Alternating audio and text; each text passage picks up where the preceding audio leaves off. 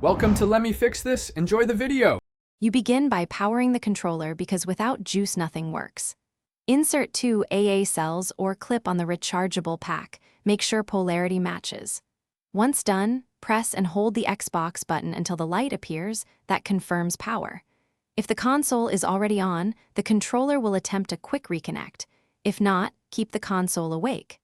Make sure to use fresh batteries for pairing to avoid failed attempts, and keep the controller within 3 to 5 meters for initial setup. Now you connect the controller. For Xbox Wireless, press the console pair button, then hold the controller pair button until the Xbox light blinks rapidly. This tells you they are negotiating.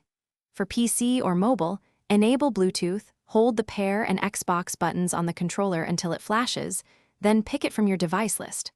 Alternatively, plug a USB-C cable to force a stable wired connection and allow firmware updates. This improves latency and ensures the controller runs the latest fixes.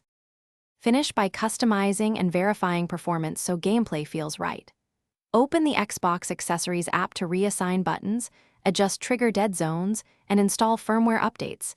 These changes reduce drift and improve responsiveness. Test thumbsticks and triggers in a simple game or the device input screen to confirm accuracy. If something goes wrong, restart both devices, resync using the pair sequence, replace batteries, or connect USB-C to force an update.